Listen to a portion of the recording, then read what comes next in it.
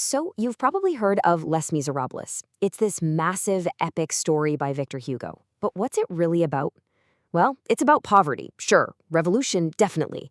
But at its heart, it's this incredible clash between the cold, hard letter of the law and, well, grace.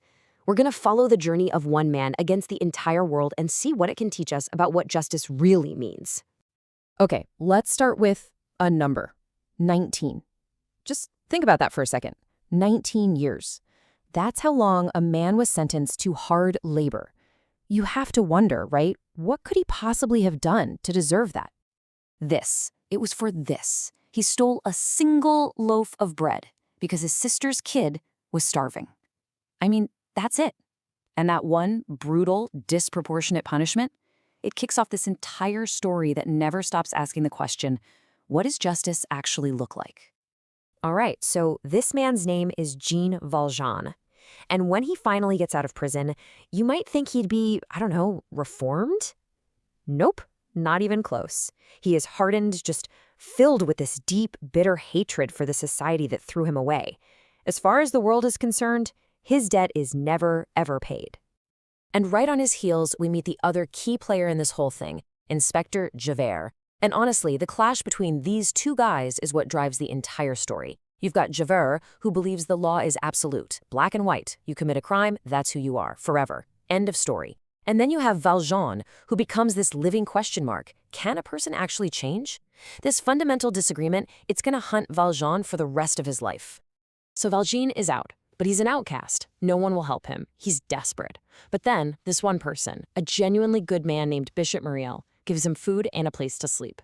And how does Valjean repay him? By stealing all his silver and running away.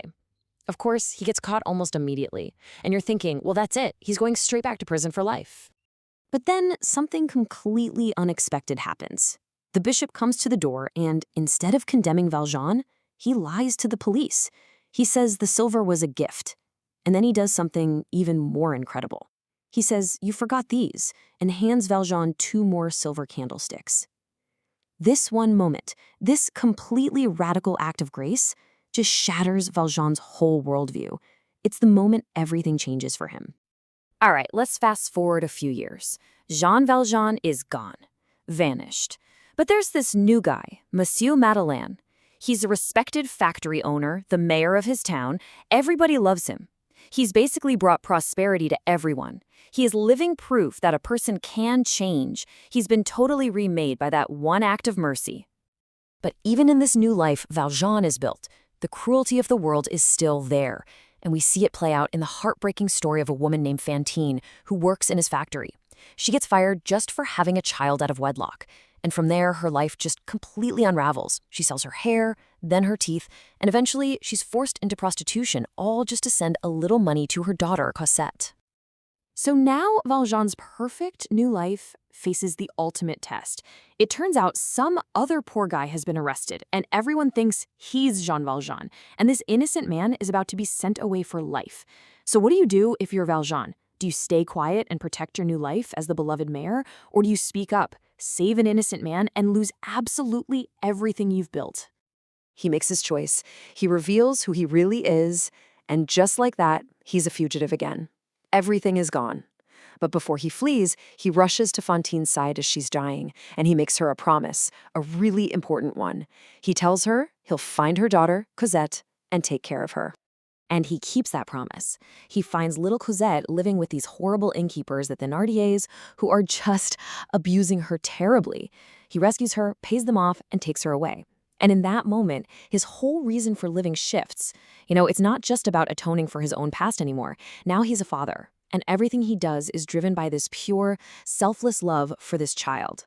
Okay, another time jump. We're in Paris, the year is 1832, and there's a revolution in the air.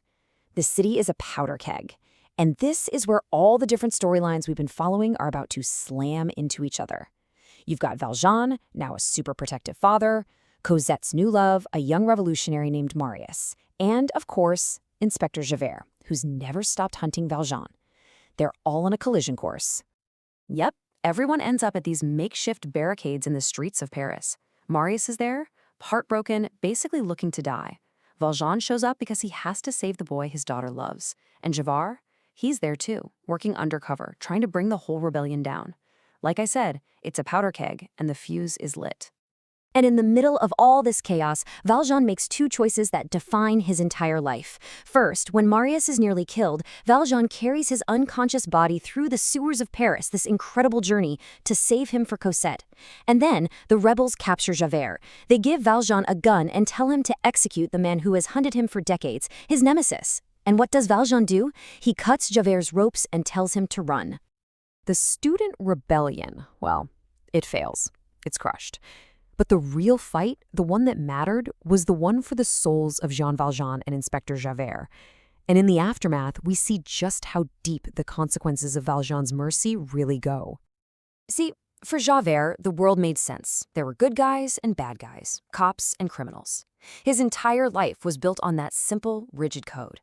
But then a criminal showed him mercy. That one act just broke his brain. A world where a convict could be good and the law could be wrong? He just can't compute it.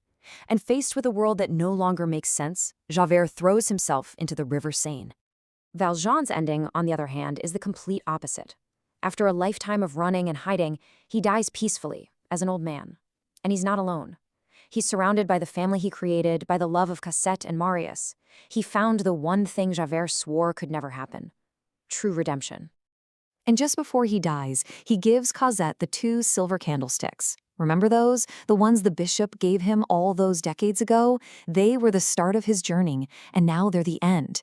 They're the perfect symbol of his entire life, a soul that was redeemed, a legacy of mercy that he can finally pass on. So, at the end of this massive, incredible story, we're left with the same question Victor Hugo started with. What is real justice? Is it the strict, unbending rule of law that Javert lived by? Or is it found in an act of mercy, something that has the power to completely transform a human soul? That right there is the heart of Les Misérables.